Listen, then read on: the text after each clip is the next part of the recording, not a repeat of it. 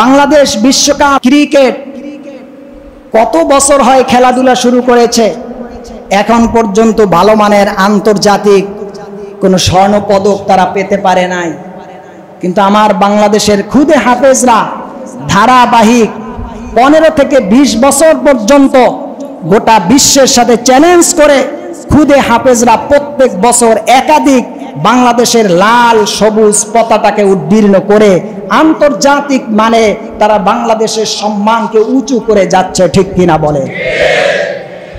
আমার খেলোয়াড়রা কি করছে? অথচ এই খেলোয়াড়ের পেছনে সরকারের টাকা কত বেশি খরচ, কিন্তু কয়টা মাদ্রাসার জন্য সরকারের খরচ আছে? কয়টা আলেম ওলামার জন্য পার্সোনাল দেশের রাষ্ট্রীয় কোষাগার থেকে ভিআইপি সিস্টেমের সুযোগ সুবিধা আছে?